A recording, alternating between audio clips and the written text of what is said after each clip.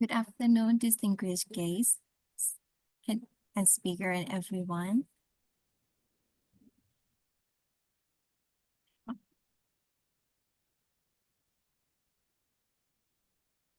Can you hear me now? Yes. Very clearly. Okay. On behalf of Office of Research Affairs, I would like to extend a warm welcome all of you to masterclass on avoiding journal rejections due to language errors. We are honored to have you all here, and my name is Pakwipa. First of all, I would like to invite Associate Professor Dr. Pani Chivinsiriwat, Assistant to the President's Research Affairs, for the welcoming remarks. Thank you, Pakwipa. Good afternoon, everyone. And first of all, I would like to welcome Mr. Tony O'Rourke, the Vice President at the Enago, and Nicole and all of your Enago team to our Chulalongkorn University. And I also would like to welcome our audience here today as well. I think that we have both faculties and also students as well to be with us today. And I would like to thank you, the Enago team, for providing us this session about the masterclass on avoiding journal rejections due to language errors. Because I think that all of us, when we submit our paper, we don't want to be rejected because of the English language. So I hope that the session today will be quite useful for all of us today. And actually, I would like to say something about the collaboration between Enago and Chulalongkorn University for a little bit for our Chula members. May I switch this to Thai for a while? And after that, I will pass this session to the Enago team later. Sure. ค่ะก็สวัสดีทุกท่านนะคะท่านอาจารย์แล้วก็นิสิตของจุฬาลงกรณ์นะคะจริงๆแล้วบริษัท Enago เนี่ยเป็นบริษัทที่เป็นบริษัทภายนอกนะคะที่ทำหน้าที่ให้บริการเกี่ยวกับเรื่องของ language editing ก็คือเรื่องของการปรับแก้ภาษาอังกฤษเวลาที่เราจะ submit paper ของเราออกไปให้ที่ต่างประเทศนะคะที่ journal นะคะทีนี้เนี่ยเราเนี่ยเข้าใจว่าเรามีความร่วมมือกันตั้งแต่สมัยท่านรองเกียรตินะคะก็คือสมัยท่านอธิการบดีช่วงสมัยแรกวาระแรกแล้วก็พอเป็นวาระที่2ของท่านอธิการบดีเนี่ยก็ได้มีการลงนาม MOU นะคะในสมัยของท่านรองจักรพันธ์นะคะก็คิดว่าตอนนี้ก็ล่วงเลยมาประมาณ 3-4 ปีนะคะที่เรามีMOU ร่วมกับที่ Enago ทีนี้ Enago เนี่ยใน MOU ทำอะไรบ้างเนี่ยEnago ก็จะมีพอร์ทัลอันนึงนะคะคือมีหน้าเว็บหนึ่งที่ให้บริการสำหรับคนของจุฬาถ้าเราเข้าไปใช้บริการผ่านเว็บนั้นเนี่ยแล้วก็ใช้อีเมลของจุฬาเราก็จะได้รับส่วนลดประมาณ 50% นะคะจากราคาปกติที่ Enago เขาชาร์จกับคนอื่นๆทีนี้นอกเหนือจากการให้ส่วนลดเนี่ย Enago ก็จะมีการจัดเซสชั่นแบบนี้ค่ะให้พวกเรานะคะเป็นระยะครั้งนี้ก็จะเป็นเรื่องของการทำยังไงไม่ให้ถูกรีเจ็คด้วยเรื่องของภาษานะคะแต่ก่อนหน้านี้เนี่ยก็จะมีอย่างเช่นเขียน proposal ยังไงให้ได้ทุนนะคะหรือว่าการใช้ AI ในการช่วยเขียนตัว proposal หรือว่าตัว paper ก็ตามนะคะเพราะฉะนั้นเนี่ยบริการเหล่านี้แล้วก็ความร่วมมือตรงนี้เนี่ยก็อยากให้พวกเราได้รับประโยชน์กันอย่างเต็มที่นะคะดังนั้นวันนี้เนี่ยหลังจากที่ฟังเซสชันนี้แล้วหากว่ายังต้องการให้มีเซสชันอื่นๆในเรื่องไหนนะคะก็เขียนเข้ามาในช่องแชทได้เลยนะคะก็ยินดีต้อนรับทุกท่านนะคะแล้วก็ขอบพระคุณมากๆที่มาร่วมรับฟังกันในวันนี้แล้วก็หวังว่าจะเป็นประโยชน์นะคะก็ thank you very much ค่ะขอบคุณค่ะ Thank you, Professor. May I now invite our distinguished speaker, Mr. Tony, Vice President, Partnership at Enago. Well, okay, I will just share a brief and then I'll hand over the mic to Tony. Thank you, Prof. Pani, for setting the context very well. And thank you all for joining today's webinar. This session is the part of Author Education Initiative under the partnership between Enago and Chulalongkorn University. We are grateful for this opportunity to serve Thai academicians. Just a brief background, Enago has been providing scientific editing services to the academicians for the past 2 decades now. Having served millions of authors, our team of experts hold immense experience in varied subject areas, making us an ideal partner for a researcher journey. Now, I hand over the virtual stage to my colleague, Mr. Tony, to walk you through the challenges faced by the ESL academicians while navigating publication paradigm. Over to you, Tony. Thank you very much, Ari, and what a pleasure it is to be speaking to everyone this morning. Can we go back one slide, please? So I'm Tony O'Rourke. No, can we go back to the? That's it. Thank you. So I'm Tony O'Rourke. I've been working in academic publishing, in scholarly publishing, for over 30 years, and have a reasonable understanding, I think, after all this time of what works. I have with me also my colleague Kiran from the Enago Academy editing team. So if you have any particularly technical questions that you'd like to ask, feel free to do so. We'd like to make this session as interactive as possible. So there are polls. We invite you to ask questions. Please, anything you'd like to share, we'd like to see. We'll try and take questions towards the end in a Q&A session. But if there is a particularly relevant question, we may answer it at the time when you raise it. Next slide, please. So, next slide, please. Yeah, thank you. So what are we going to cover today? So the agenda is very simple. We're going to look at one particular strategy to avoid rejections. You know, it's true that perfectly good papers can be rejected for a wide variety of reasons. And we'll look at some of these reasons later on. But there are things which are in the control of the author, and we can look at how avoiding language mistakes can improve your chances of your paper being accepted. Doesn't guarantee it, but will improve your chances, because we know it is one of the reasons why a good paper can get rejected. So in today's session, we're going to be looking at the impact language errors can have within academic publishing, some of the common language mistakes made by ESL researchers, English as a second language researchers, and tips how to avoid them, some strategies for enhancing your language skills, and the importance of using a professional editor to help bring your content to the right level for submission. And then we'll have a Q&A session at the end with any questions that you may be asking during the chat. And as you see, there is a chat room, a chat option here, so please feel free to ask your questions there. Next. So if you go to the next slide, it's poll time. So we'd like you to answer this particular question, and you can answer any of these that you feel is relevant. What measures do you take to avoid journal desk rejection? And please answer all that reply. So can you please answer one of the following? Is it carefully follow journal submission guidelines, proofread and edit myself, take expert help to proofread and edit, check for plagiarism, do pre-submission peer review, or none of the above? So have you all voted? I'll give you a couple of seconds more.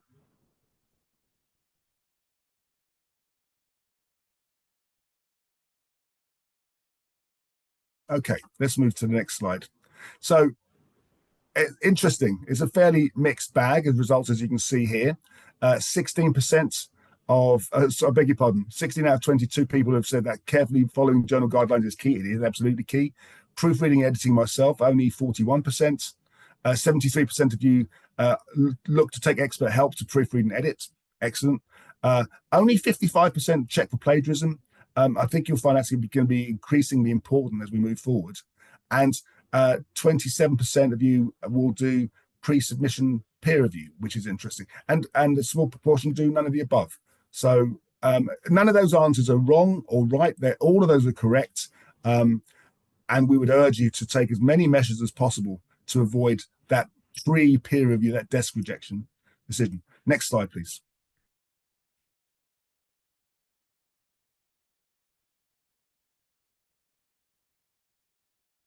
Next slide, please.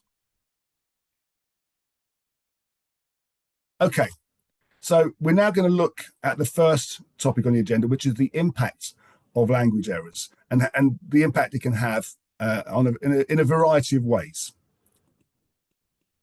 Next slide.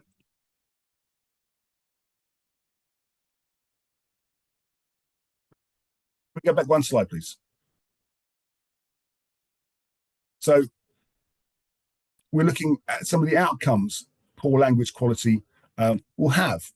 The increased risk of rejections, it increases the likelihood of errors and inaccuracies and inconsistencies, which can lead to rejections and can potentially damage the reputation of the author and the integrity of the research. We're looking at reduced visibility. It can have reduced visibility in terms of reducing impact and readability. Complex language with grammatical errors or badly written content can decrease the readability of the manuscript, which you don't want. You want your research to be read.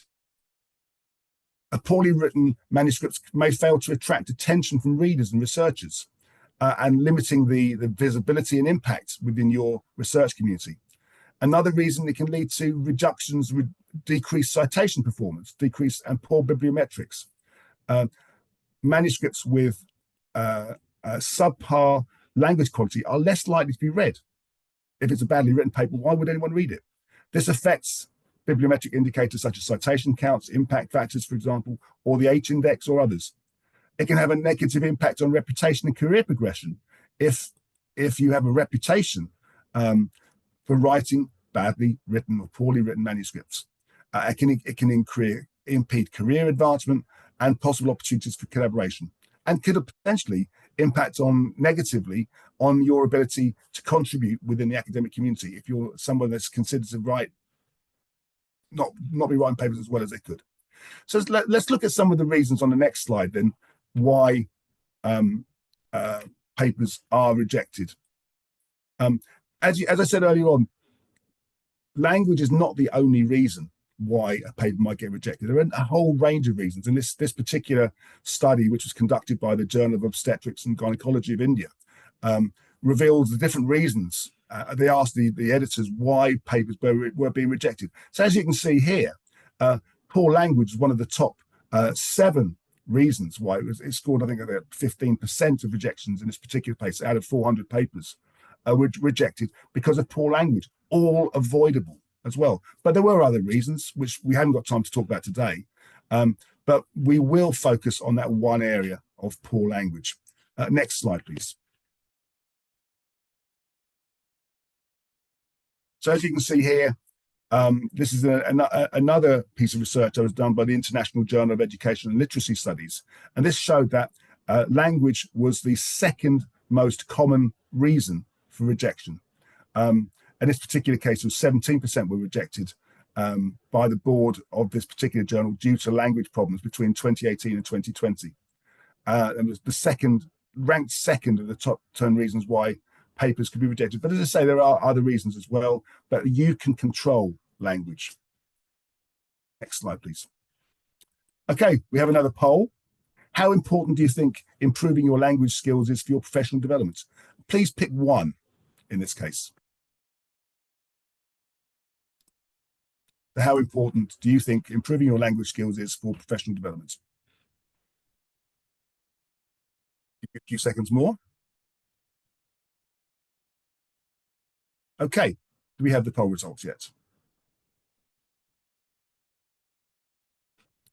Oh, absolutely. I mean, 100% of you said it was moderately important or higher. Absolutely right. This is you're communicating to a global audience. English is the language of research. It's so important that the language is as good as possible and that your skills are as honed as possible,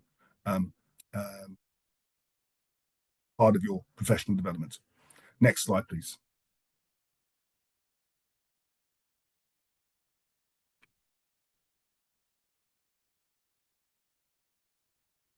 Okay, so now we're going to look at the impact of good writing skills. And there are 4 primary reasons why good writing skills are important. Firstly, it helps you to communicate research effectively, of course. It helps increase the chances of acceptance for publication. I cannot tell you the number of times I've seen papers which are perfectly good papers, but really lacked a polish in terms of the quality of language being used, and were therefore rejected because of that reason. Good language, good writing skills will allow you as a researcher to present your data and a degree of analysis that is otherwise too difficult to communicate orally, and can help you in securing grants, communicating a persuasive idea, facilitating academic promotion, and influencing a global audience. And again, the key word here is global. Authors for whom English isn't their first language are at a natural disadvantage, as English is the accepted global language for research. And those researchers often need support to ensure that their research communication is as clear and as accurate and as persuasive as possible. Next slide, please. So now we're going to look at some of the more common reasons why the common language and grammar mistakes that English as a second language researchers make, and some tips on how to avoid them. And we're going to look at this. There are basically 6 main reasons or categories of reasons why these mistakes happen. It's around subject-verb agreements, the incorrect use of articles, the wrong use of tense, the incorrect use of prepositions, punctuation errors, and writing style errors. So let's look at the first one of these, which is around correct subject-verb agreements. So a very common error is the incorrect use of indefinite pronouns. Indefinite pronouns always go with singular verbs. So, for example, an incorrect sentence might be, everyone changed their mind. Everyone changes their mind. Indefinite pronouns such as anyone, everybody, everyone, anyone, no one, someone, always take the singular and need to be accompanied by singular verbs. It's always tempting to think that everybody is a plural subject. It's not. It's a singular subject. It refers to singulars, and then it refers to each and every person in the crowd. Therefore, it's singular. All of the air around us are polluted. Well, all again is taken as a singular pronoun. All of the air. Not all collective nouns are treated as singular, and some may be treated as plural, and therefore require some agreement with the plural verb. So, for example, an incorrect sentence might be the crowd cheer on. The crowd, in this particular case, is a singular. The crowd cheers on. Thousands of voters lines up outside of the polling booth. The correct way would be to use the plural. Thousands of voters line up outside the plural, outside the voting booth. Many nouns look plural, but actually can count as singular nouns. And it should be noted that if the members of the noun are not acting in unity as a group, then the noun should be treated as plural and matches with the plural verb. Next slide, please. So now we're going to look at some rules for correct subject-verb agreement. And before I start, if you ever have any questions, can I please refer you also to, or if you're ever unsure, to refer to the Enago Academy, where there's a whole section looking specifically at correct subject-verb agreement. The Enago Academy is available to you free of charge, and I would urge you to use that link, which is at enago.com/academy. So some examples of rules for correct subject-verb agreement. Nouns that denote, for example, the amounts of time, money, and distance are treated as singular. So it's not correct to say 12 hours are a long time to wait, even though 12 hours is a plural. 12 hours was a long time to wait because time and distance is treated as a singular. $8,000 is too high a price to pay. Fractions can be both singular and plural, depending on the noun that they describe, which is confusing, but then again, English can be confusing sometimes. 50% of the book are composed of pictures is incorrect. It is composed of pictures. About 1/3 of the population has, not have. So always check the noun that they're describing.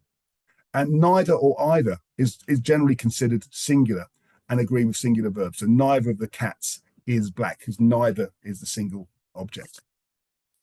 Next slide, please.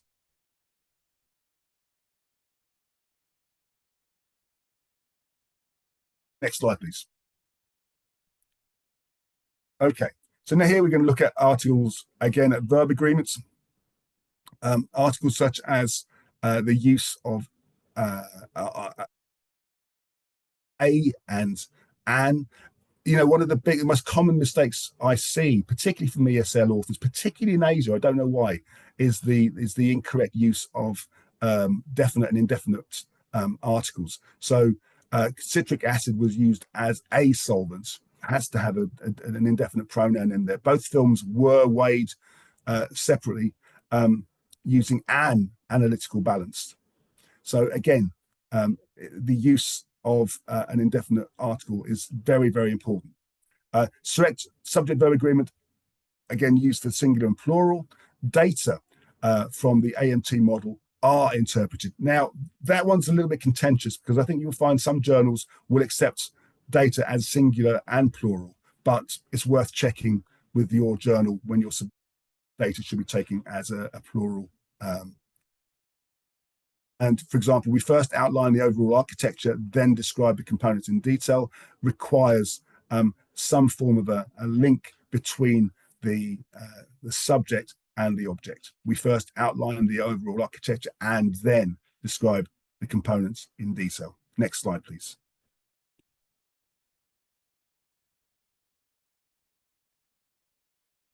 Okay, now we're going to look at some rules for correct article usage I've touched on already. But this is one of the most common things we see from authors, particularly in ESL countries. The definite article "the" should be used when we refer to any specific object and is used while referring to proper nouns or any subject-specific content. So, for example, the United Nations, founded in 1945, should have "the" inserted at the beginning. The United Nations, founded in 1945. Bringing test tubes from the table, that's fairly obvious. You need to have the definite pronoun bring the test tube from the table. Indefinite articles such as a and an are used when the noun being described is one of many items, but should always be used. The research is a major step forward in medical science. The Human Genome Project was an exciting development towards personalized medicine. And again, I refer you to the Enago.com Academy, which will give you some further hints and tips about the use of indefinite articles and definite articles in your writing. Next slide, please.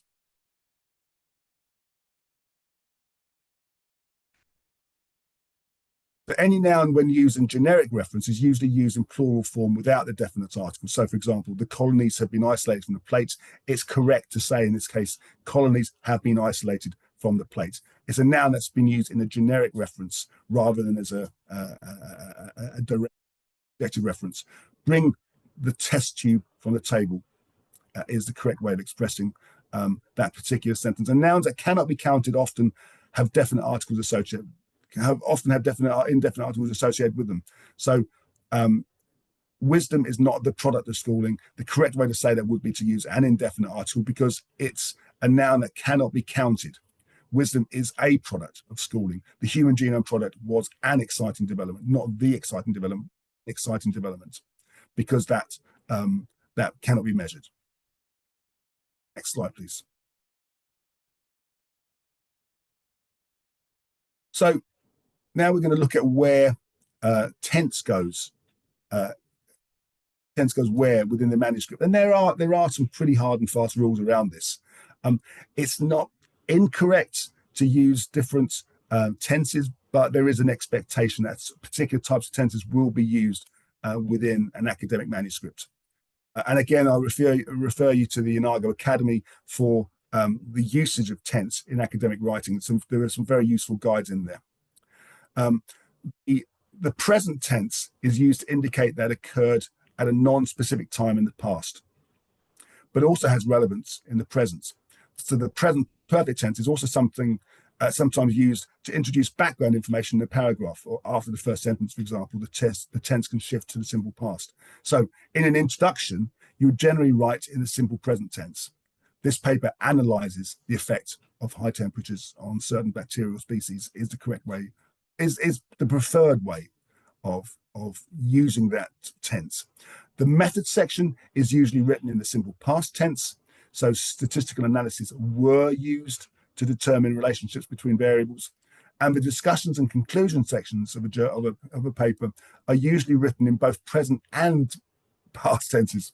I'm sorry to confuse you, depending on the context. So table 1 presented the structural units. The correct way would be to say that table 1 presents the structural unit. So the discussion and conclusion you have to check the context, but can be used in both present and future tense is used to describe an action that will take place at a particular point in the future, mostly any future studies that can be conducted from the present study. Next slide, please. And now we look at the present perfect tense.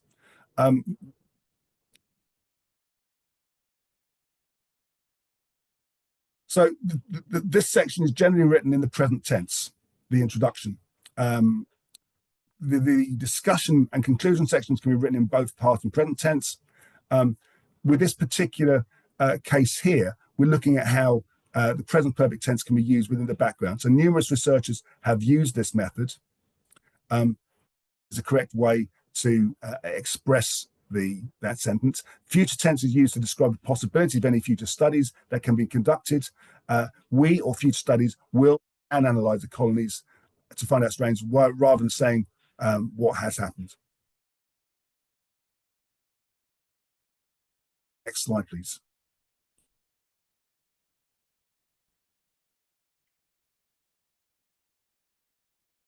Okay, so now we'll look at just summarize the correct verb with the correct tenses. Verb tenses inform the readers when a certain event or action takes place. Past tense is used to report the findings of a study. Present perfect tense is used to describe an ongoing research or a general opinion. And present tense is used to give an overview of the topic and state the main points of study. And again, I'd urge you to use the section on tense usage in academic writing on the Enago Academy pages in case you have any questions or you need to check the correct usage. Next slide, please. So now we look at how to use prepositions correctly. And just to remind everyone, what is a preposition? A preposition is a word that tells you where or when something is in relation to something else. So an example of a preposition include words like after, before, on, under, inside, outside. So if we look at a couple of those, in and into, on and onto, what is the correct usage of those two examples? So in, the samples were placed in the tubes rather than into the tubes, as is the current present action. I placed the Petri dish onto the table because it's an action of movement towards the table.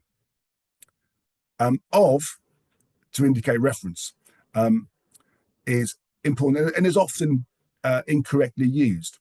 So we give two examples here of how of should be used. This technique allows the controlled synthesis of nanoscale carbon-shaped rods. Is the correct way. You wouldn't say for that necessarily, as there's no genitive relationship.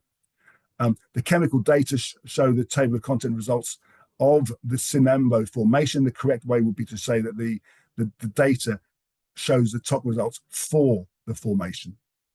Check the relationship of the objects. Next slide, please. And now we have punctuation rules. For the punctuation rules, the comma is another contentious point. And again, journals will often have their own rules around the use of commas. I'm often surprised at some of the levels of detail that some journals expect.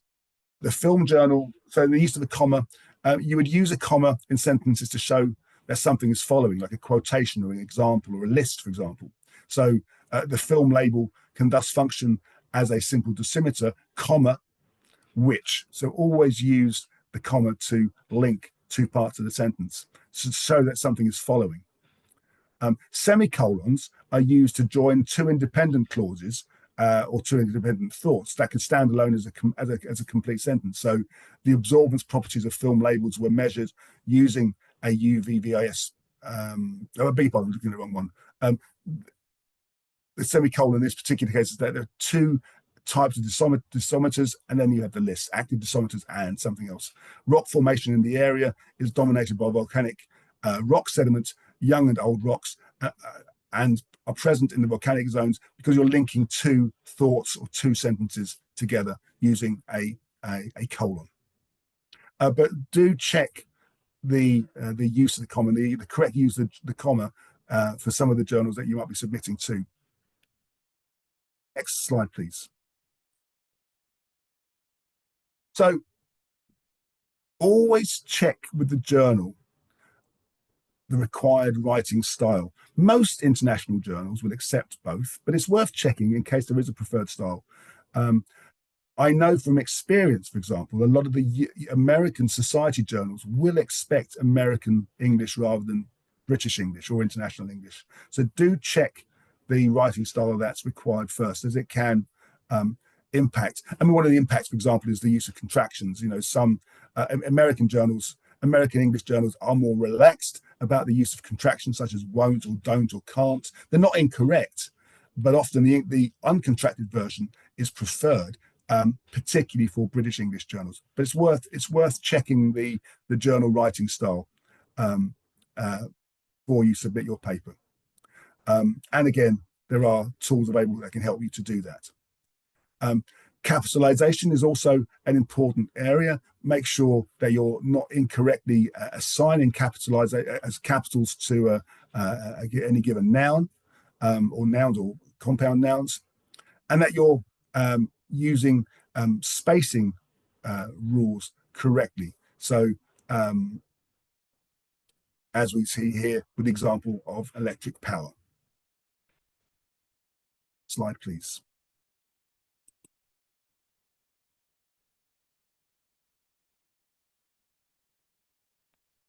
So as I mentioned earlier on, contractions are not incorrect, but most journals will prefer, particularly the British English journals, but most journals will prefer for you not to use contractions. So rather than saying weren't, were not, can't, try to use the full uncontracted version where you can. And then things like typographical errors are very common. So you see the incorrect use of the word India. Make sure you're using the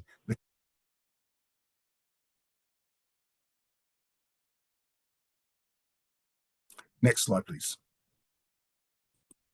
So we've looked at some very common mistakes. Now let's look at some strategies that you can use to improve your language skills. And the first thing I'd like you to do is to answer this particular poll, which is: what measures do you take to ensure language correctness in your professional writing? And again, you can select any one or multiple answers here as which of these you would use yourself. I'm interested to see what you're using. So can you please answer this poll? Proofread multiple times? Do you use AI writing assistants such as Trinker AI, which is an Enago tool? Do you attend language courses? Do you read extensively to improve your vocabulary? Do you use professional editing services, or none of the above? So hopefully you answered the poll. Can we see the results, please?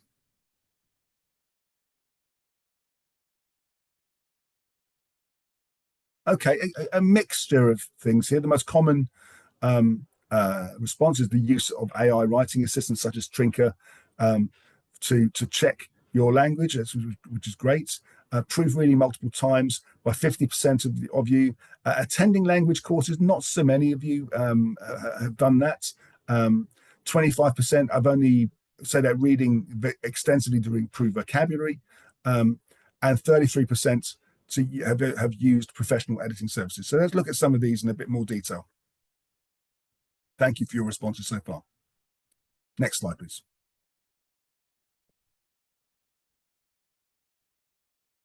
Okay, so we're going to look at some tips to avoid language errors and actually go back to some of the questions that were asked in that particular poll. Read, and read. Cannot underestimate the importance of broadening your English by extensive reading of language journal articles, books, science magazines, anything you can that will perhaps extend your knowledge and grasp of the language. Familiarize yourself with unknown words. Use dictionaries, thesauri, thesaurus to learn new terms. Encourage yourself to learn new words every day. Maybe keep a notebook for new terminologies or new technical words, particularly within your subject discipline. Try and understand the origin, the etymology of the word. It can often help you to understand why that particular word is important. Practice, practice, and practice. Actively use vocabulary in conversations, in related articles, just to make sure you've got that correct grasp. And using AI writing assistants will help to scan your written work for simple grammatical errors. And we're seeing our own AI tools being used increasingly, specifically for that purpose. Next slide, please.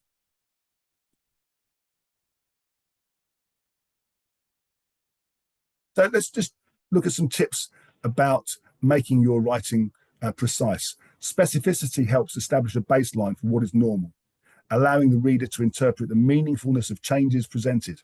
For example, the phrase, a decrease in circulating cortisol levels to 120 ng, is meaningless if the reader doesn't know what is expected as normal value was before experimentation or intervention. So adding precision to your scientific writing by supplementing numbers to words such as increase or decrease is a very useful tip. Rather than presenting raw values, establish a baseline for readers to establish why the change is noteworthy. And express your values either as a fold, twofold, threefold, fourfold, or as a percentage change. And we give some examples here of the correct way of maybe making your statement more precise. Treatment A resulted in significant fourfold increase in circulating cortisol levels to 480 ng. That's very specific. That cannot be considered. There's no ambiguity in there at all.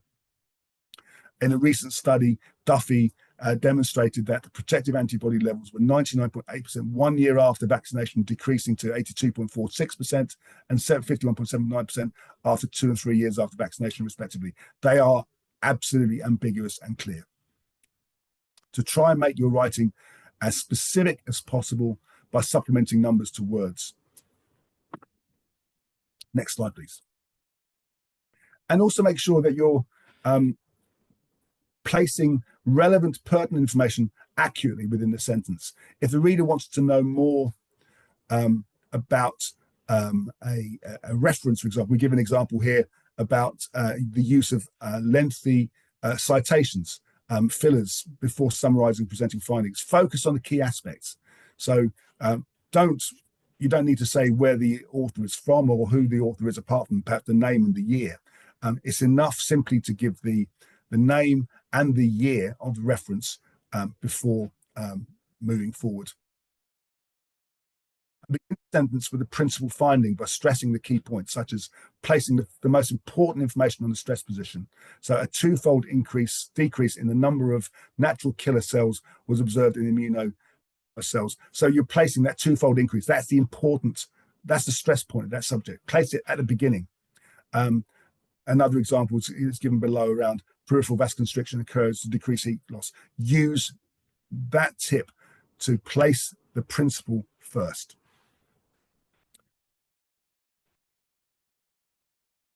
Next slide, please. Also choosing appropriate words. Again, something we see very common is the incorrect use of therefore and thereby. Therefore indicates a conditional action, or in simple terms, for that reason, whereas thereby represents a process, or in simple terms, as a result of that. And you often see the two incorrectly used. So the example given here, 3 participants opted out of the study, therefore reducing the sample. It's incorrect to say therefore, because it's as a result of that. 3 participants opted out of the study as a result of that, thereby the sample size was reduced by 497. And again, we see the same example where thereby is used incorrectly, because thereby is for that reason. 3 participants dropped out of the study, and for that reason, therefore, the sample size was reduced. So check your use of therefore and thereby. Next slide, please. And again, common errors is the use of between versus among. Between must be used when exactly 2 elements are involved. and among should be used where there are more than two elements involved. So between is two, among is three or more, or two or more. Well, more than two, yeah. So it's incorrect to say, because it's qualitative, quantitative, and mixed researchers, between is incorrect because there are more than two elements. So it should be you should be using among in that particular context. Again, you see, we often see errors in the use of may versus might. May denotes permission, whereas might denotes possibility. So it's incorrect to say that these findings may have implications, because it denotes the possibility rather than the permission. It's correct to say these findings might have implications for medical because of that possibility. Next slide, please. And again, this is so common, the incorrect use of your and their. And it's not just ESL authors that make this mistake. I can assure you, these are very common mistakes about among English, native English language speakers as well. The use of your, Y-O-U-R, to show possession, or your, which is the contracted form of you are. It's incorrect to say, your discussion spelt in that way with the reviewer is insightful. Make sure you're using the correct contracted form. Your discussion with the reviewer was insightful. Y-O-U-R. And there, and there, three completely different words with three different spellings are always so often used incorrectly. Make sure you're using the right form of that word. There denotes a location, whereas there, T-H-E-I-R, denotes possessive form, them, and there, T-H-E-R-E, is the contracted. That's incorrect. I beg your pardon. That should be there is not the contracted form of they are. That should be the T-H-E-Y-R-E.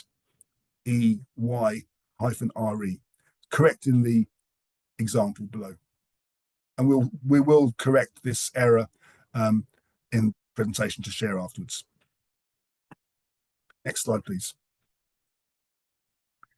Appropriate placement of numbers is also important. Consistency in your formatting choices is one way to demonstrate your attention to detail.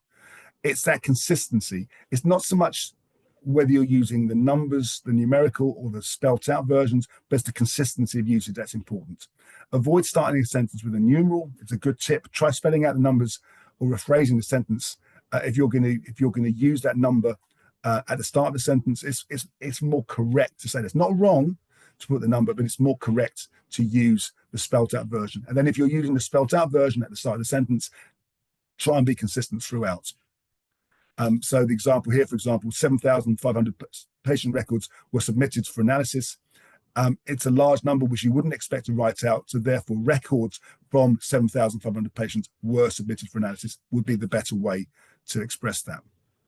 And again, you see another example of the 5-hydroxytryptamine derived from tryptophan.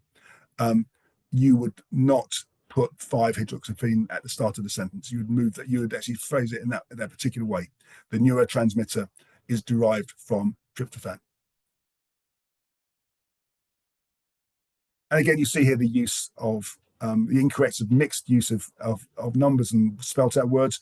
Be consistent. The national park has 15 tigers, numerical, 8 pandas, numerical, 12 zebras, numerical, or have it written out in the example below. Be consistent in your usage in the placement of numbers. Next slide, please.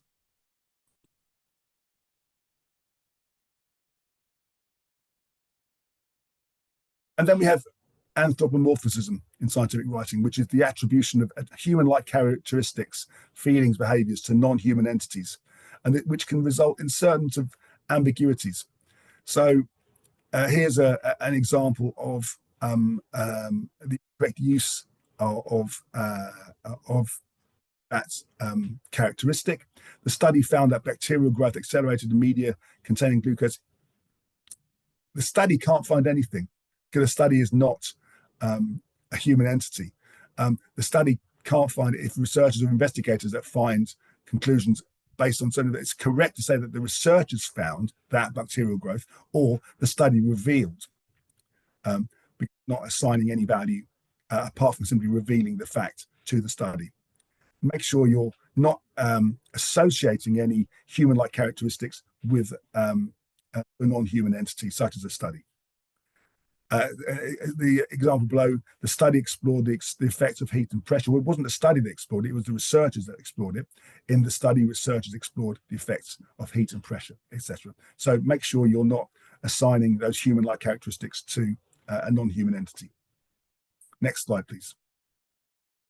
Okay, so we've looked at some tips and in terms of how you can improve your own language. If you need more help, or if you need this, one of the reasons why we're here today is to use professional editors to support your work. And now we're going to just spend a few moments looking at the importance that high impact academic editing can have when it's done by professional editors. Next slide. So how does a professional editing service like Enago, for example, help to improve your chances of journal acceptance? As I said at the beginning, it doesn't guarantee acceptance. The paper may fail because the journal's out of scope, or the article's out of scope, I beg your pardon, or the research may be incomplete, but it takes away that hurdle of language. And by using a professional editor, it helps you to identify gaps in the manuscript, because you have a subject matter expert working with you on a manuscript. It establishes a coherent structure in the manuscript. It ensures that there are no grammatical errors or punctuation mistakes in the manuscript. It helps to identify inconsistencies in the manuscript. It can avoid potential ethical issues in the manuscript by checking for unintentional, which is often the case, plagiarism. It will result in more succinct, clear, and readable content, making it a good fit for publication, hopefully, and gives an opportunity to review the manuscripts and anything that might be missing from the manuscript. So it's not just a question of fixing the grammar, it's much more than that. If we move to the next slide, which will talk about the benefits of the relationship now that we have between Chula and Enago. So why is Chula working with Enago? Why is Chula recommending Enago, I should say? Well, Enago is recommended by a brand that's trusted by authors and recommended by publishers all over the world. We're recognized by prestigious international publishers as a trustworthy academic authoring support service. And we've been used by more than 2 million authors worldwide with a very, very high 99.4% client satisfaction rate. And we're often the go-to choice to help the author achieve their publication goals. Everything is subject matched, specially subject matched. So every manuscript sent to us is matched to an editor with a highly specialized subject area expertise. We have more than 2,000 editors that we work with. So if you send us a paper in neurology, for example, we won't just give it to a medical specialist, we'll give it to somebody who's got a background in neurology, and we match it to a very, very high level. Every paper is seen by 2 editors. We were one of the first to introduce a 2-editor system, which means that every manuscript that is submitted is reviewed and edited by 2 separate highly skilled editors to ensure consistency in language quality and accuracy, and by having multiple experts examining the work. This involves one editor focusing on the technical content and the other on the overall language fluency and style. So basically every manuscript is fully reviewed by 2, normally PhD of 89% of our guarantee flawless quality. We only assign native English speakers to the work from countries like the UK, USA, Canada, Australia. These are specialists who are native English speaking. It can enhance the overall quality of the paper. If you're an early career researcher, for example, and you don't have any experience of writing research papers or submitting them for publication, then Enago can provide a good option for you, because we help you with language, we help with grammar, formatting, enhancing the quality of the paper, and by using our professional editing and proofreading services, more than 2 million authors from around the world have been able to achieve their publication goals, often in high impact factor journals of their choice. And we've got a number of different publication support services which go beyond editing if you need additional support in other areas like submissions, or if you need to produce a graphical abstract, or if you need a video, for example. We can also And then we have the Enago promise. And the Enago promise is very simple, is that we guarantee that a manuscript edited by us will never be rejected on the basis of poor language. It might be rejected because there are gaps in the science. It might be rejected because it's not in scope for the journal. But if it's rejected for language, we will guarantee either refunding you the fee or helping you to improve the language so that you can submit the paper again to another journal and fix any language issues that might have been addressed. Next slide, please. So what's the difference between proofreading and editing? Well, proofreading is just one very small part of the parcel, which we would urge you to look after yourself. Proofreading doesn't just fix the language errors, it fixes, editing will fix the errors, it will check the style and consistency, it will make sure you use the correct words, and the sentence structure and flow is as good as it can be. All those other things will be automatically included as part of that process. You can't do a grammatical check without doing a language spelling check. So there is a clear difference. We would expect the authors, though, to be able to proofread themselves and then come to us once the article is good enough to be professionally edited. So here are some tips for you to then proofread yourself. Watch out for words that share the same pronunciation or spelling that can mean different things, like, for example, week and week. If you can't justify a point, statement, or sentence, or word, then get rid of it. You need to be able to support whatever you say. Don't overlook headings, bibliographies, tables, pages, page numbers, or footnotes. Make sure they are there. Those sections are included. Reading from a hard copy can often help. I know most of you will want to read on screen, but often reading from a hard copy can help to highlight potential things that need to be changed. Reading your work out loud will often help to catch some errors, particularly reading it out loud to a colleague. That one of the two of you may notice something in that process. Put your writing aside for a while. Review it with a fresh mind. It can sometimes help you to identify potentially new errors. Use an AI-based grammar checker tool like Trinker. And I notice nearly 3/4 of you said that you have used AI tools such as Trinker already, so please continue to do that. Make a list of common errors and check carefully for those errors. The errors that you make, the use of indefinite pronouns, incorrect use of words like there, your, for example. Make a list of those words that you know that you are prone to using incorrectly. Break down your proofreading to spot one kind of error at a time. It's also important. Don't focus on the entire thing. Look at, are you looking at language? Are you looking at spelling? Are you looking at the prepositions, for example? And check the numbers and calculations, that you're being consistent throughout the paper, and that your calculations, of course, are correct. This is where many mistakes can happen. So, a final checklist. So your paper is ready for submission once you've defined the abbreviations and symbols properly and used them correctly. Verified all the facts, figures, and references. You've ensured conciseness, clarity, and coherence, and a proper logical flow. That you've corrected all grammatical and typographical errors. That you've avoided any ambiguity that may have occurred because of the way you may have phrased something in the article, and removed redundant words or phrases. You've drafted the content considering the target audience. So you're writing for scientific audience, you're written for a high-level audience. Is the paper reflecting that audience? And that you followed the journal guidelines thoroughly. And again, I can't stress how important it is for certain journals that you follow those guidelines thoroughly. And if you've got any questions, you're unsure, that's where Enago can help with any one of those areas. Okay. So we've reached the end of the presentation itself. Now we have a Q&A session. So please, if you've not done so already, please send us your questions using the questions tab of either chat box, or drop your questions, or feel free to drop us your questions and share your struggles and experiences. So do we have any questions that we can share?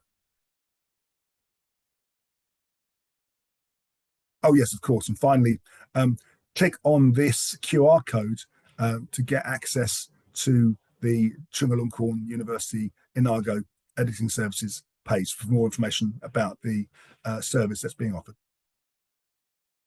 Okay, thanks everyone. Do we have any questions?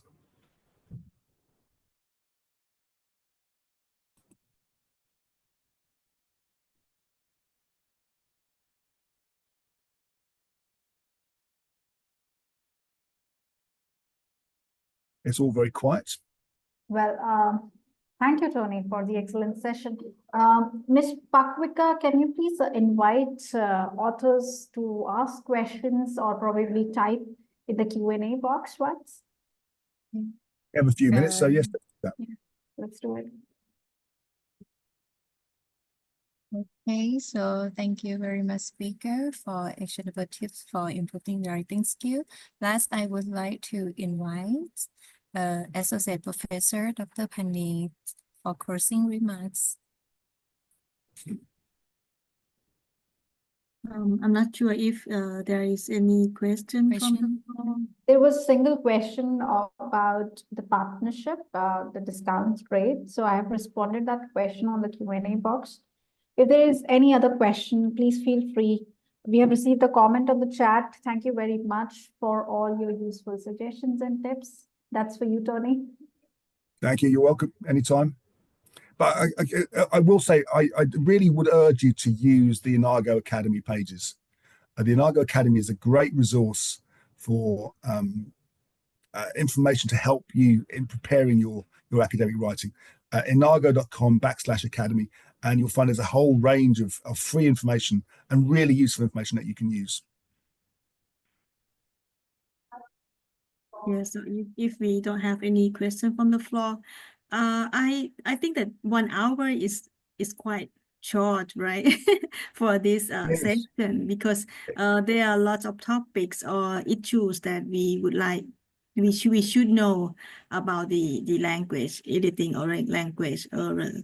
So anyway, I think that this session is quite useful for us, maybe as a guideline for us to do the checklist for ourselves. Before we submit our paper to the journal. Okay, so I would like to take this opportunity to thank you, Toby, a lot, and thank you, Nicole and Enago team as well, to providing this useful session to us. And thank you, our audience. I hope this session will be useful for you all. And if you would like the Sobajo or internet, the Office of Research Affairs to do anything for you, or would like to have any suggestion, you can suggest us to the maybe in this chat box or in the we have the line OA as well for the research office. So feel free to contact us. We will provide you as much as possible. Okay, thank you so much for Enago team and for our Jula members. Thank you. Thank you very much, everyone. Thank you, Prof. Pani. Okay, please respond to the feedback email that you'll be receiving post this session. Have a great day. Sawadee ka. Bye. สวัสดีครับ สวัสดีค่ะ